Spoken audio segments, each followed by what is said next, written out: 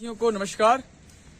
आप सबको पता होगा कि आज नई शिक्षक भर्ती के संबंध में डीजी महोदया से अनामिका सिंह से मुलाकात हुआ, जहां पर हम सबकी मांग थी कि जो कमेटी गठित की गई थी उसकी रिपोर्ट क्या है, प्रदेश में कितने पद रिक्त हैं, कितने पदों की अभी भरपाई नहीं हो पाई है।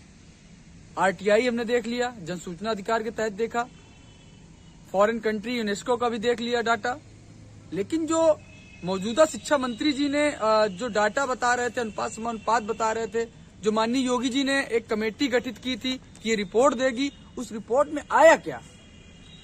जबकि उसमें लाखों पद रिक्त है। कमेटी में आंतरिक अधिकारियों द्वारा ये बातें पता चल रही है कि विभाग में पद बहुत खाली हैं। कमेटी ने जो रिपोर्ट दिया है उसमें बहुत सारे पद रिक्त हैं, लेकिन उस चीजों को उजागर नहीं किया जा रहा।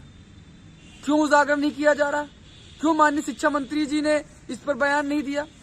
क्यों माननीय मुख्यमंत्री जी ने पब्लिकली मीडिया में बोला कि कमेटी गठित होगी, रिपोर्ट आएगा, उसके बाद शिक्षा चयन आयोग का गठन होगा, फिर उसके बाद से इस मुद्दे को क्यों दबा दिया गया? आखिर किन वजहों की वजह से इतने पद रिक्त हैं लेकिन भर्तियां नहीं दी जा रही है? इसमें भी एक बहुत बड़ा सोचने वाली बातें हैं, जिसके तहत हम सबकी मांग थी। हमने एप्लीकेशन भी दिया, जन सूचना अधिकार के तहत भी मांग रखा, और डीजी महोदय अनामिका सिंह जी से मुलाकात, अनामिका जी से मुलाकात भी एक दो बार हो चुका है, और तिबारा फिर मुलाकात करने गए। आज हम सबकी वार्ता से ये निष्कर्ष निकला कि ये कमेटी की रिपोर्टों को जानबूझकर छिपाई जा रही है। ऐसा क्यों किया जा रहा है? कहते हैं कि इससे पहले इन्होंने हमसे कहा था कि दो बार रिपोर्ट आ चुकी है। आज वार्ता किया गया तो इन्होंने कहा, स्पष्ट रूप से कहा, ऐसा कोई रिपोर्ट नहीं है, ना रिपोर्ट हम दे पाएंगे। ऐसा क्यों? क्या हम सबका अधिकार नहीं कि बेसिक में कितने पद रिक्त हैं? क्या हम सबको अधिकार नहीं कि जो है पद रिक्त हो उस पर भरपाई हो? शिक्षा मंत्री जी ने एक बयान दिया था कि 54 लाख लोग नौनिहालों ने भाजपा सरकार में एडमिशन लिया है। जब 54 लाख लोगों ने नौनिहालों ने एडमिशन लिया तो उसके अनुपात 1:30 के अनुपात से लाखों पद रिक्त हैं। तब क्यों पदों की भरपाई नहीं हुई?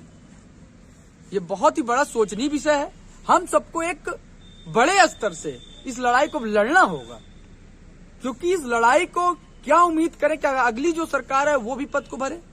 घोषणा पत्र में तो शामिल करने के लिए सबको तैयार किया जा रहा है, चाहे सपा हो, चाहे भाजपा होगी, चाहे भाजपा होगी, चाहे आम आदमी पार्टी होगा, लेकिन हम सबको अपनी तैयारी इतनी बनाए रखना होगा कि 3 महीने के बाद जब आचार संहिता खत्म हो और पहली कैबिनेट बैठक में सरकार प्राथमिक शिक्षक भर्ती का विज्ञापन जारी कर दे।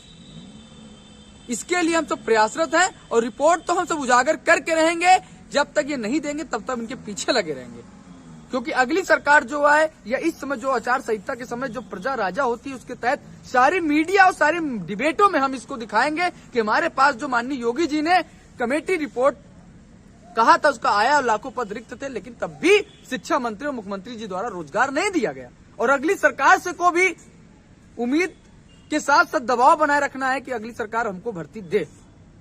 बाकी आगे के लिए जैसा भी होगा आप सबको इस चैनल के माध्यम से बताए रखेंगे, लेकिन आप सब इस चैनल को सब्सक्राइब कर लें, जिससे आगे की जानकारी आपको मिलती रहे। धन्यवाद।